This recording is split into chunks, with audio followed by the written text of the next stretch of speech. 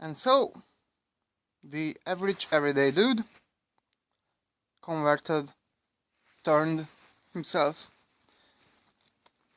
into a hated, unwanted, wretched, homeless. Because it's night. And it's ridiculous how cold it is. I mean, now I'm rocking not 7, but 8 freaking layers of clothing. And air is a terrible conductor. It conducts electricity. Well, it doesn't. It needs to be a plasma to do that. So, and heat, well, it does a bit. But I mean, more layers should mean more air. Should mean more isolation. But, freezing. And it's not even winter. Man. Fuck.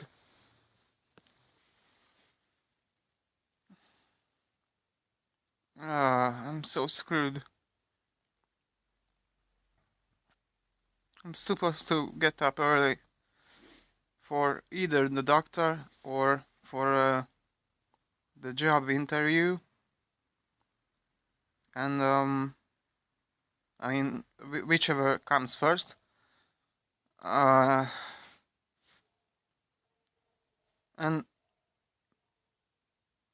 today I slept, what, like 4 hours? And I managed to get some, like 1 more hour of sleep during the day, because it wasn't that cold.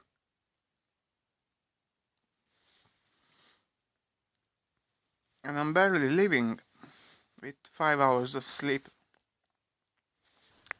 But I also had another wild idea, because you know, since I'm doing this, and whether anyone will watch it or not is yet to be known. But I think I'll try and get back to the homeless shelter, because you know, because that punch was self-defense, and so they couldn't fire me officially. I'm just unwelcome there, like everywhere. I mean, man, when you're unwelcome everywhere and you have no friends, you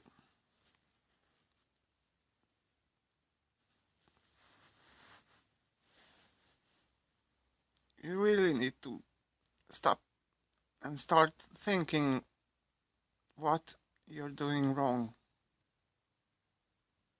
Because clearly there's something that's you're doing that's wrong.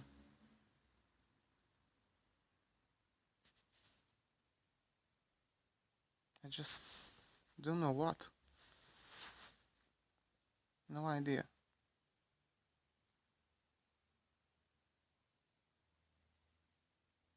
I mean, being needy towards my friends drove them away. Being less needy and you know, just try to be normal seemed to be working, but it just ended up, instead of quickly pushing them away, just ended up them slowly walking away. So yeah, there's that.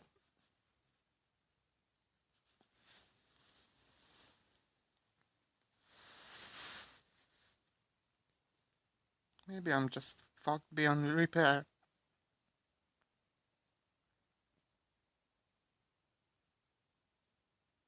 Anyway, back to the plan. So I think I might just infiltrate the rat hole, the seriously shitty rat hole, the homeless shelter, and do this, but without a flash and me talking. Just like if I were, wait a minute, yeah, that's what's not gonna be in the script. If I were, yeah, if I were just, you know, playing on my phone like everyone else does, still I'm the one who's gambling and gaming all the time on his computer, because, you know,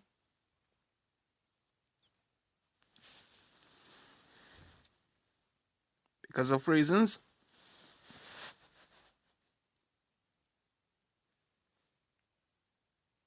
And just show what it really is like. Why these things are black holes. And once you get in, you don't get out. Once you get in, because you're homeless, you stay homeless.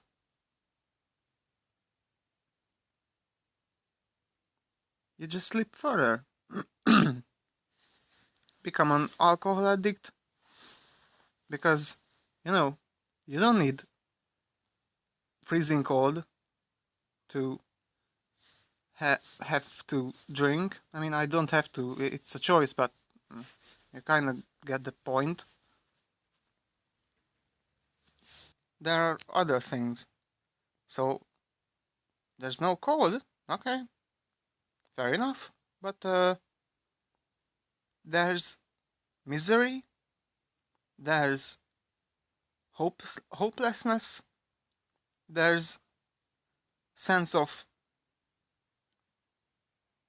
nothing ever works out. The sense of nobody's going anywhere in life. And you know, even if you're not me, you're still gonna get assaulted. Maybe not physically, but you will. People still wonder why homeless people drink. Well, cold, and to cope with all the shit that life throws at you. Two reasons. Two very strong reasons. Shit, I literally could not put another jacket on, because it's just, I'm just a big marshmallow man and I'm freezing.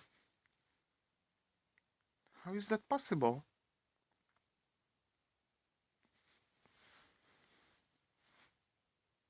Imagine if it was winter.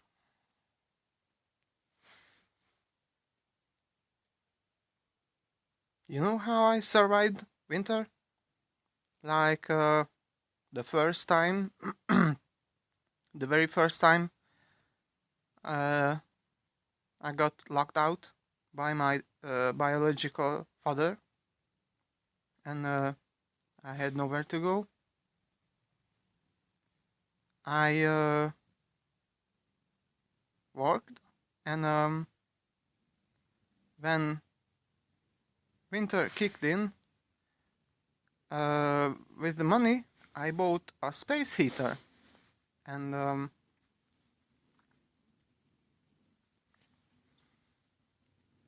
because electricity is everywhere, I was stealing someone's electricity, because, you know, I'm that good. I'm that kind of a good guy. I'm such a good guy, really. I'm such a great person. I'm a terrible person.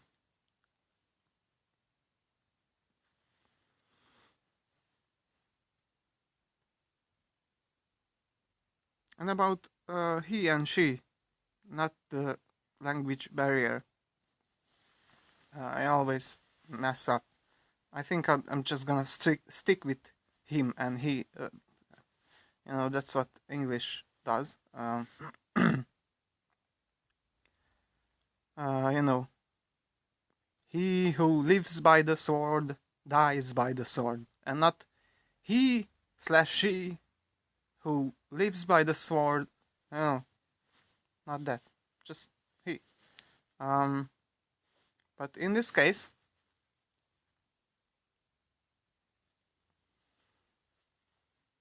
I noticed two things. First, um, in these shelters, women are always separated, like not in like rooms like everyone else, but they've got their own set of rooms, and it's always freaking clean. Like wow! Like I once had a peek inside in this rat hole where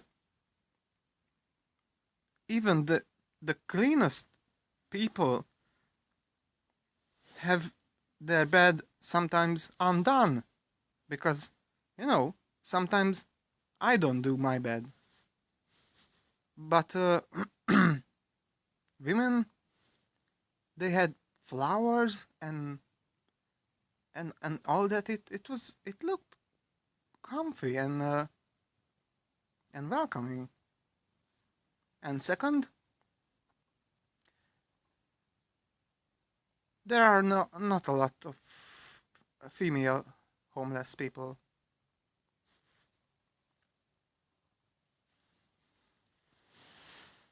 And about that, I can only speculate. First, if you lower your standards, then it's much easier to get a partner as a woman, and hence a roof over your head and everything. Um,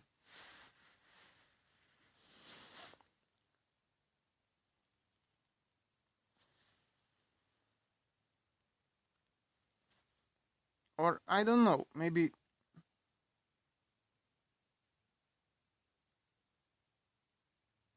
women are, because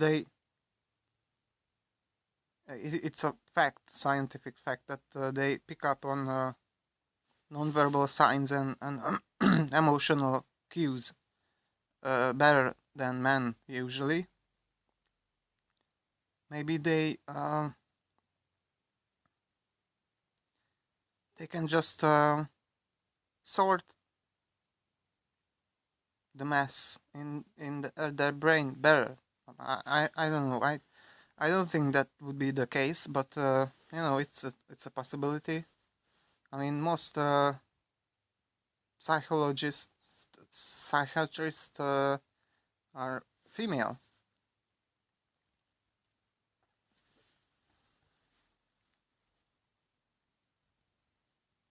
Maybe they are just better at that, and they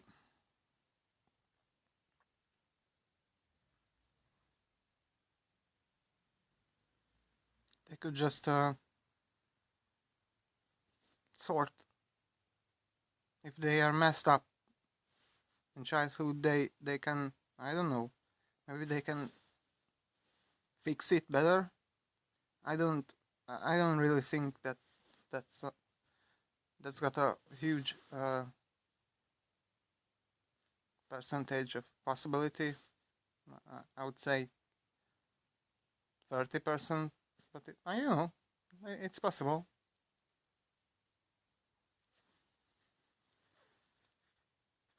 But the ratio is like 1 girl for 7 boy, 1 woman for 7 men, usually, as homeless people go, as far as even Kinga, who I dare to name it, him, her, whatever, her. Right. I wonder if she'll see this. Like, she's the person who might actually watch these stupid videos. I don't know.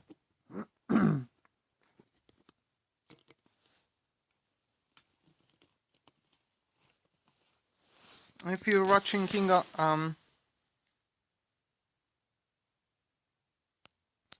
sometimes you do come to my mind, and I always wish the best for you. Like, I imagine, I mean, I always do, but I imagine that things are just a little bit better each week for you.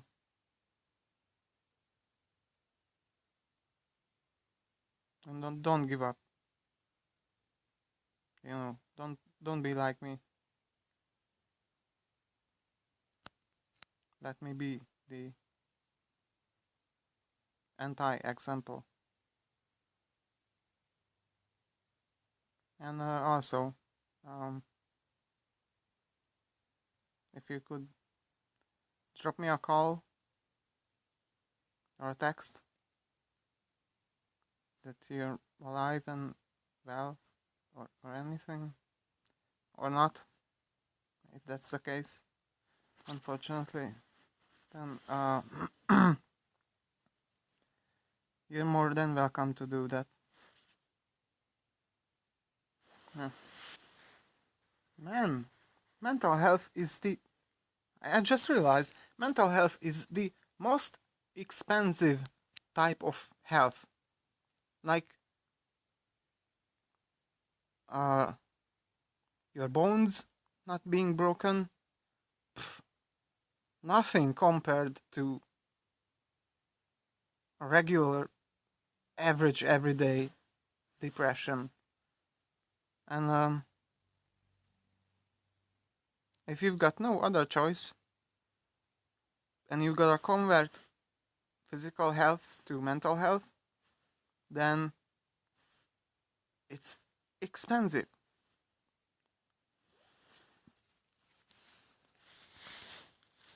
You gotta, you know, when you're messed up, your opportunities are like 10 times smaller than if you weren't. So,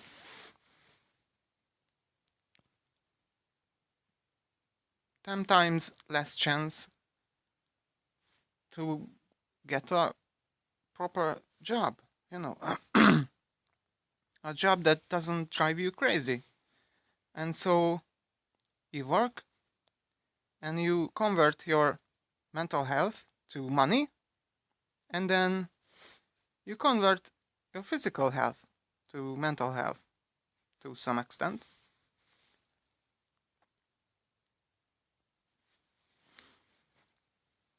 And it's what the Dalai Lama, or is it English?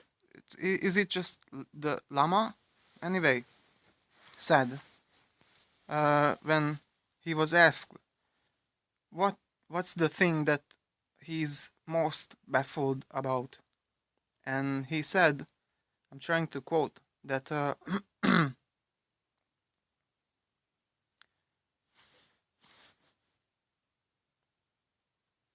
oh man, I'm just gonna edit it with some mad Premiere Pro skills and just put that quote there, just so you can see.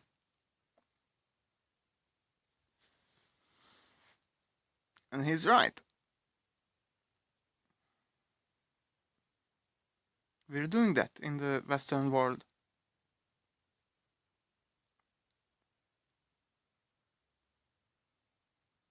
And you know what? According to, I guess not even one study, according to more than one study, the most common regrets among people who are about to die, well, it's working too much, spending too little time with your loved ones, uh, not giving enough love, not receiving enough love. I don't know, it's like even love costs money in this world. Maybe I'm just not worthy of love. That's my theory, because, you know, our more realistic approach is it's not that I am specifically unworthy of love, because, you know, there shouldn't be such a thing of unworthy of love. I think everyone should be worthy of love, but maybe I'm just too screwed up to be loved. Apparently, if you don't receive love from your parents,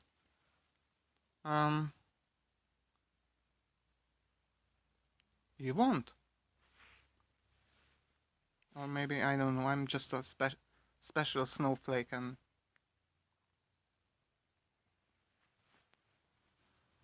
blessed with this.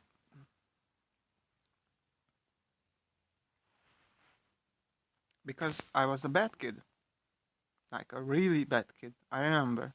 A horrible kid. If I had such a kid, I'd go crazy and go waste all of my money to professionals to tell me what the fuck am I doing wrong. But you know, my parents went the easy route, and also the all-knowing professionals said that I was a bad kid because I wanted attention, I wanted love, and that's all I had in my disposal.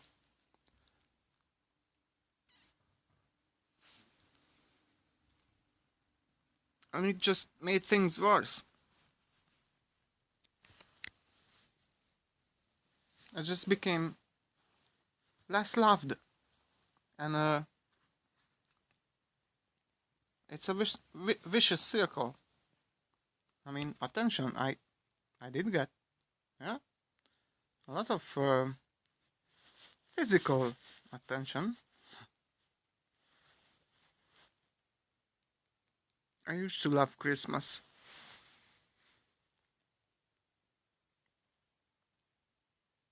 But now, all it does just,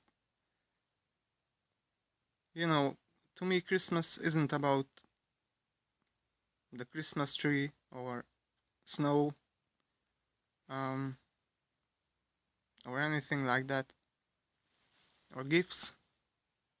No, it's about family and love. So Christmas to me is all about that I don't have. It's an annual reminder for me.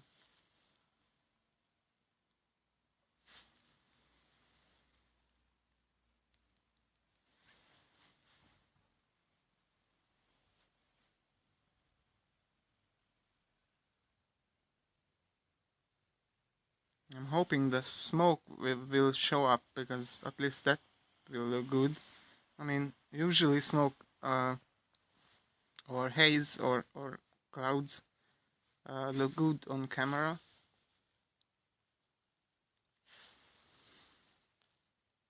Especially when some light source shines through them. I've got some crazy stories about job interviews. Like job interview that didn't even really began and I already failed. Because and when I asked, they couldn't pinpoint anything, so it was my non-verbal communication where I suck. I need to fake confidence, which is hard. It's fucking hard. I need to fake confidence. I need to fake that I'm together, like pulled together. I need to fake that I am stable enough for a job. Basically, I have to fake myself. I have to be not myself. Otherwise, I don't get any job. Man, what am I doing with my life?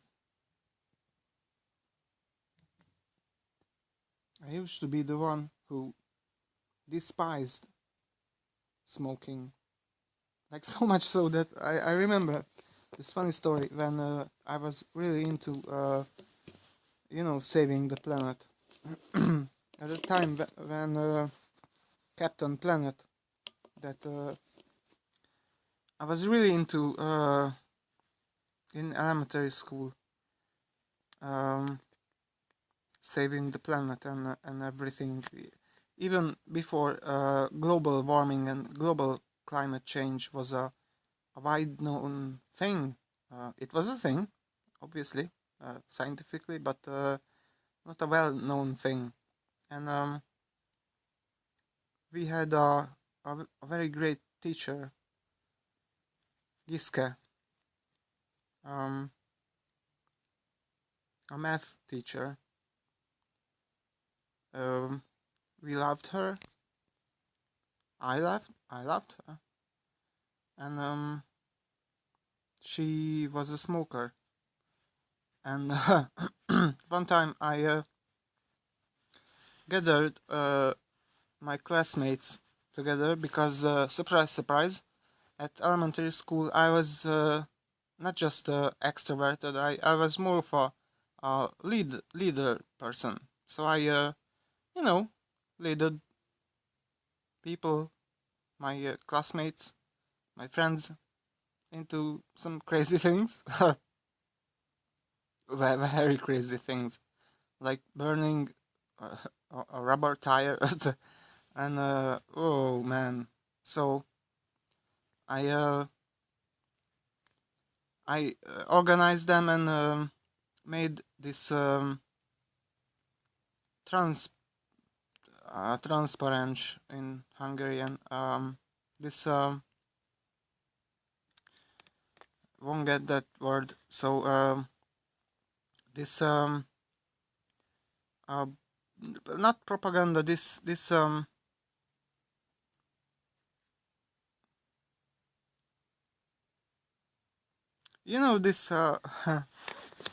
this thing that could have been endearing and heartwarming, saying that she should stop smoking because we love her and we want her to live long. But instead, I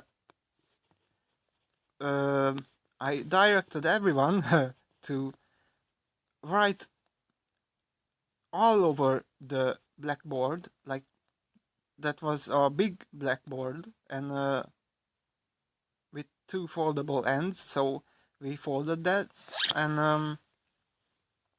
and we made it big, really big, and yeah, it did say to stop smoking, but the reason for that was that check this out, and I'm not joking, that because it's smoke and it pollutes the air, and now I don't care about global climate change.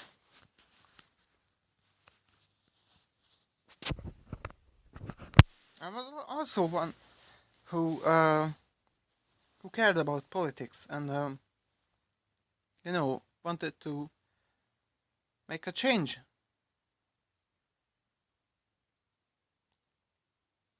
And I'm not anymore.